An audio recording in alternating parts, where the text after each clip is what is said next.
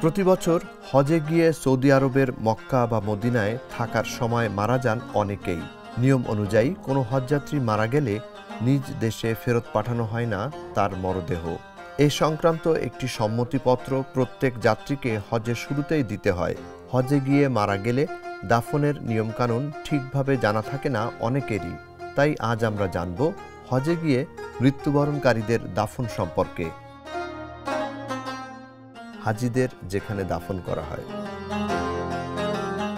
মুসলিম উম্মার অন্যতম জমায়েত এবং ইসলামের 5 স্তম্ভের একটি হজ। হজের সামগ্রিক পৃষ্ঠপোষক সৌদি আরব।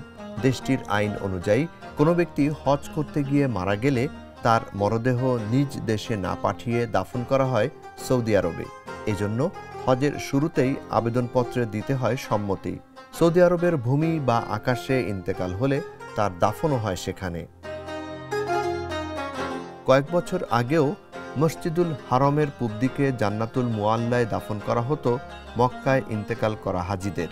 তবে এখন জায়গা না থাকায় কাছাকাছি অন্য কোনো কবরস্থানে দাফন করা হচ্ছে।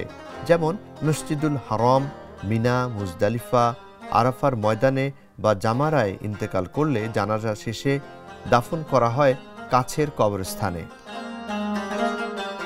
আবার কেউ মদিনায় ইন্তেকাল করলে তাকে দাফন করা হয় মসজিদে নববীর পাশেই জান্নাতুল বাকির কবরস্থানে, যেখানে আছে অনেক সাহাবী এবং নবী পরিবারের সদস্যরা। একইভাবে জেদ্দা বা অন্য কোনো স্থানে হাজির মৃত্যু হলে সেখানকার স্থানীয় মসজিদে জানাজা শেষে দাফনের ব্যবস্থা করে সৌদি সরকার। মৃতের পরিবার হজযাত্রীর মরদেহ দেশে পাঠানো বা এ সংক্রান্ত কোনো সুপারিশ করতে পারবে না সৌদি সরকারকে, আর করলেও তা সৌদি সরকারের কাছে গ্রহণযোগ্য হবে না।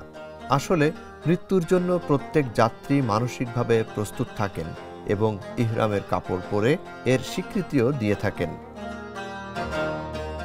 মৃত্যুর খবর যেভাবে জানানো হয় স্বজনদের। সৌদি আরবে ইন্তেকাল করা হাজিদের তথ্য সবার আগে জানানো হয় সংশ্লিষ্ট দেশের হজ অফিস বা মিশনকে।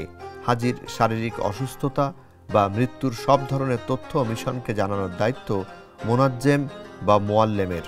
মোনাজ্জেম হচ্ছে হজ এজেন্সির পক্ষে দায়িত্বে থাকা সৌদি আরবের গাইড, আর মোয়াল্লেম হলেন বাংলাদেশের সংশ্লিষ্ট হজ এজেন্সির গাইড। হজযাত্রীর সাথে থাকা হাতের ব্যান্ড বা গলায় ঝোলানো আইডি থেকে তার নাম, বয়স, এজেন্সি, জাতীয়তা, শনাক্তকারী নম্বর সহ প্রাথমিক তথ্য পাওয়া যায়। এরপর মৃতের ছবি ও প্রাথমিক তথ্যের সাথে তাদের কাছে থাকা তথ্য ও ছবি মিলিয়ে মৃতের পরিচয় নিশ্চিত করে হজ মিশন। মৃতের পরিচয় শনাক্ত না হলে 15 দিন পর্যন্ত মরদেহ রাখা হয় হিমঘরে। পরিচয় শনাক্তের পর হাসপাতাল বা বাংলাদেশ হজ কার্যালয়ের চিকিৎসা কেন্দ্র থেকে সংগ্রহ করতে হয় ডেথ সার্টিফিকেট। মোয়াল্লেম অফিসও ছাড়পত্র দিয়ে থাকে। অনেক সময় সরাসরি হজ মিশনকে এই তথ্য জানিয়ে থাকেন হাসপাতাল কর্তৃপক্ষ বা সাধারণ মানুষ। এটি নির্ভর করে ওই হজযাত্রী কোথায় মারা গেছেন তার উপর। এমনকি দাফন কাফন কোথায় হবে তাও নির্ভর করে হাজি কোথায় মারা গিয়েছেন তার উপর। হাজি যদি মক্কায় মারা যান তাহলে লাশের গোসল ও কাফনের ব্যবস্থা করা হয় মক্কার রুসাইফায়। একইভাবে মদিনা ও জেদ্দায় মারা গেলে গোসল ও কাফনের জন্য রয়েছে আলাদা জায়গা ও ব্যবস্থা। হজযাত্রীদের মরদেহ বহনে সৌদি সরকারের পক্ষ থেকে করা হয় ফ্রিজিং ভ্যানের ব্যবস্থা। এক্ষেত্রে কোনো খরচ করতে হয় না মৃত ব্যক্তির ওয়ারিশ বা মৃতের জন্মভূমির সরকারকে।